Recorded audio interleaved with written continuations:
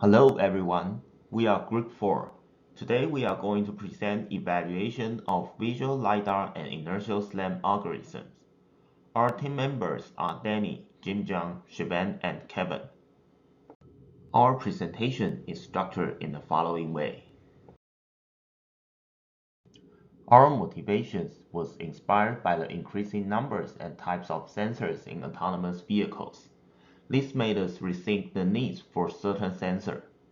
Therefore, we plan to investigate what is the difference in accuracy or runtimes between various sensor fusion SLAM on real data sets. We will also simulate LEO-SAM and LVI-SAM in a self-built environment on Gazebo. Let's talk about the first algorithm, LEO-SAM. LEO-SAM is a tightly coupled LiDAR inertial odometry framework built atop a vector graph in real time. We got IMU estimate motion used as initial guess, and LiDAR odometry used for correction step. We can see from the bottom that LEO-SAM performs well compared to previous LiDAR-based algorithms. Second, we talk about LVI-SAM. LVI-SAM is also a real-time SLAM with two subsystems, VIS and LIS. Either one will keep functioning while another fails to make sure the robustness of system. To evaluate LEO-SAM and LVI-SAM, we performed experiments on two datasets and created a gazebo simulation. The first dataset was a small 40-second Kitty Ross bag that contained camera, LiDAR, and IMU data. The second dataset that we used was called Handheld, and it also consisted of camera, LiDAR, and IMU data, and it was obtained by a human carrying a robot over a long distance and loopy trajectory with considerable shaking. The idea behind using these two datasets was to directly compare the effects of utilizing the additional visual data from the camera. This slide displays the results from the Kitty dataset on both algorithms. We also reported statistics of the absolute pose error of the robot throughout the dataset.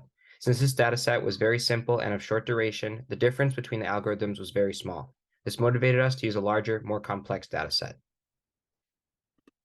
For the handheld dataset, which had a duration of nearly 30 minutes, the results were much more interesting. After reconstructing the paths from both LEO-SAM and LVI-SAM, we overlaid them on a Google Maps image of the true trajectory, and it becomes very evident that the LEO-SAM path experienced significantly more drift than that from LVI-SAM. This is also reflected by the statistics that we reported. After identifying accuracy improvements for LVI-SAM over LEO-SAM, we were curious to see whether these improvements came at the cost of processing time. So we measured the average sensor fusion rate for both algorithms. We found that on average for both datasets, LEO-SAM fused sensor data over twice as fast as LVI-SAM, signifying an apparent trade-off between accuracy and efficiency. Now I will talk about the simulation I did in Gazebo. I built a robot car and put it in this map. I put some sensors on the car, including an MU, a Velodian VLP16 LiDAR, and a RailSense D435 camera, and I have calibrated the internal and external parameters. Then we tested LEO-SAM and LVI-SAM in this environment. We control the robot moving while launching the algorithms to do localization and mapping to see the results. Considering the limited time the videos are uploaded in our GitHub, here we only show the results. Both algorithms can normally work and we can get the optimized path from these two methods as the robot does the same movement. Here is a comparison of the path generated in LEO-SAM and LVI-SAM and the path of ground truth, which is got from the topic of link states in Gazebo. It is quite close. LVI-SAM may be a little closer to ground truth, and in LEO-SAM we encounter some shaking. It may be because when running LEO-SAM, we use a voxel grid filter to compress the point cloud data, and in indoor environment in RVs, this process may cause some error while matching the point clouds, thus making the optimized poses shake. In LVI-SAM, we did not see such a problem in this environment. Moreover, according to absolute pose error we calculated in this chart, LVI-SAM tends to be more accurate and more robust in this environment.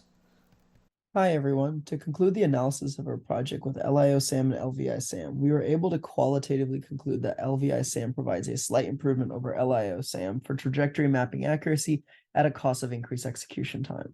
This analysis allowed us to quantitatively conclude that LVI-SAM faces an approximately 2.5 times increase in execution time for fusion of sensor data into an odometry position.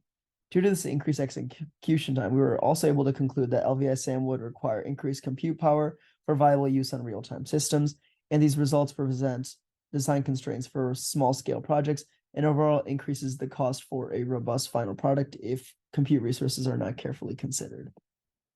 For the future work of this project, the first item is our team was unable to compare LiO-SAM and LVI-SAM output trajectories to ground truth GPS poses for the small kitty and handheld datasets.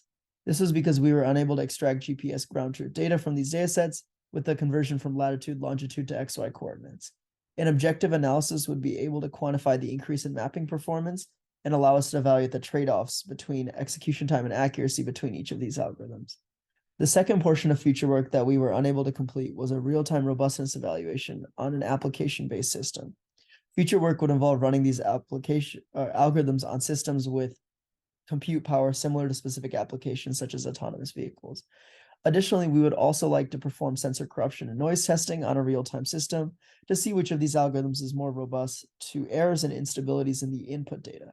This analysis would provide a lot of insight on the abilities of these algorithms to be incorporated into real-time and safety-critical systems. Thank you so much for attending our presentation. We are now open for questions.